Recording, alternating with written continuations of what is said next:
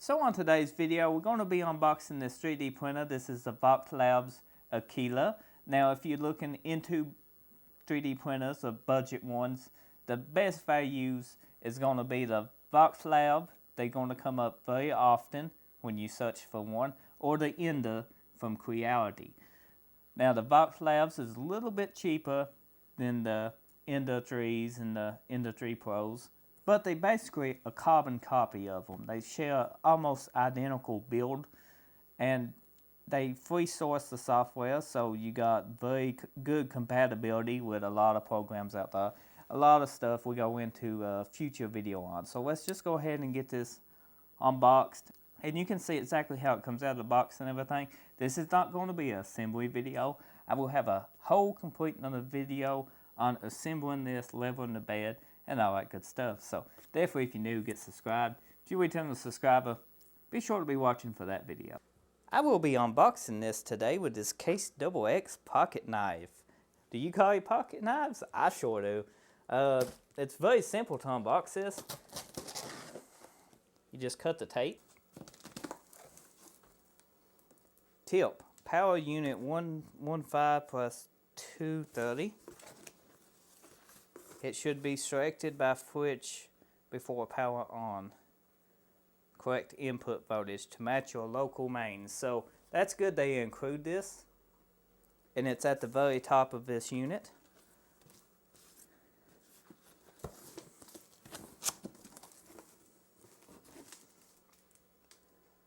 We got some package foam here. Oh, this is very good packaging. I mean, I'm very impressed with this. This is about like a way they would ship a Creality unit. We got some zip ties and an owner's manual, or a service manual. Oh, we got a grass bed right here on top, and it is attached. I like it. We got some test filament, PLA, transparent red. What do I want to take out first? I don't know. Oh, here's a stepper motor and stuff. I can't get that out. It's very well packaged.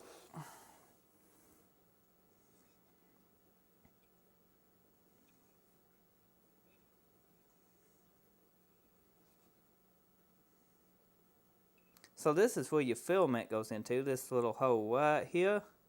And then it goes through here, it comes out here. And then you use this to pretty much adjust the clamping force. It does got a nice adjuster here. This is a little bit too tight, I would say, but we'll try it out without doing any major adjustments on this when we go to assemble it. Some screws to put this together with. Always nice to get screws.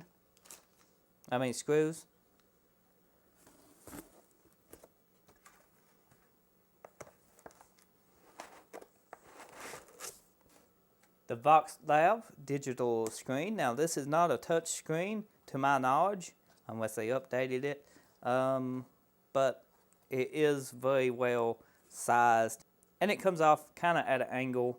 The Ender 3s is kind of straight up and down like this. This is going to be presented in a different fashion.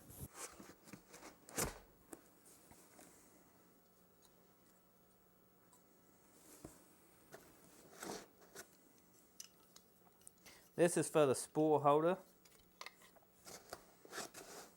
Nothing. Well, mostly this is assembled.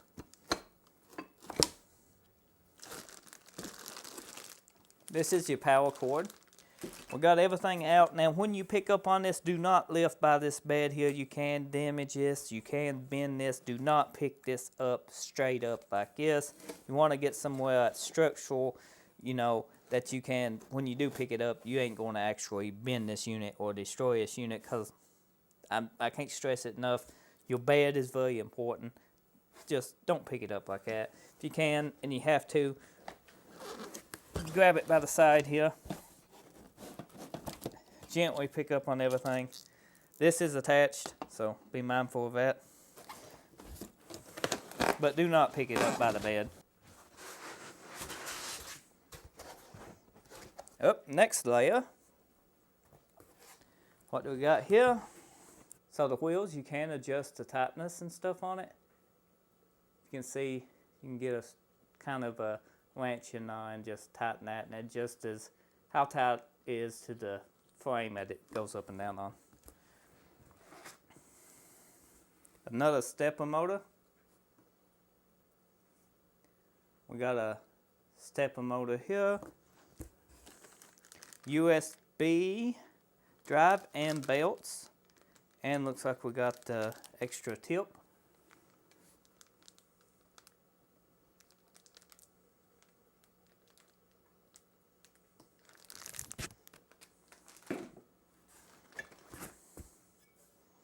This is for your filament thing. That's what that tube we found earlier went to. What's that tube? Here it is. Goes in like this. This nut screws up. I'm going to go ahead and assemble.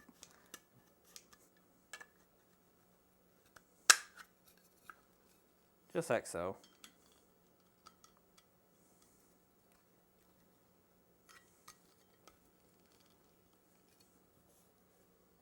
Simple to assemble.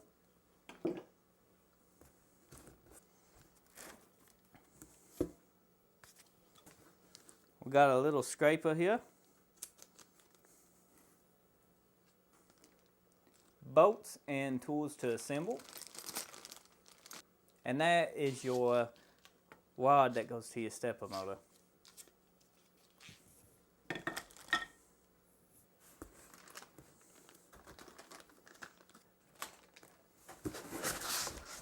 No more instructions, nothing in the box. Basically, this is everything you get in the kit with this Voxelab Aquila. And I'm not disappointed in it. It comes mostly pre-assembled, especially this area right here. This is a little tight now. If you was going to use this, you might have a couple misprints. It does need loosened up, but it's good they actually send it to you. Well, it ain't gonna have no give or budge to it, but it does need adjusted. But I fixed this issue and leveling the bed and everything in a assembly video when I go to assemble this Voxelab Aquila. Now I'm not disappointed, none in this kit. It looks extremely good. Now I could change when I go to do the assembly of it. We'll see how it goes together in that video. But all in all, it's presented extremely good. It's a great value. It's probably about $70. You can find it about $50 to $70 cheaper than the Ender V2. But it's all what you like. A lot of the Ender parts will interchange for the Voxelab Aquila. You can use basically the same software on them. This is actually, I'm pretty sure, got a 32-bit board on it with silent stepper drivers. And I think this one is already able to upgrade to a BL Touch a lot simpler. I think it's just plug and play and some firmware. Maybe another video for that. But all in all, I'm very happy with it. Can't complain with it. If you found this video and you was looking into getting one of these, I can't tell you not to. It's presented well in the kit. It's packaged well. It's a great value. I have seen these printers print before, and they do a great job.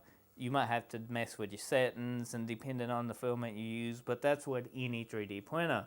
In all honesty, a lot of the issues a lot of people get when 3D printing with a 3D printer is it's user error. It's the way it's assembled. Sometimes parts don't fit the way they should. Sometimes something ain't centered or squared the way it should be.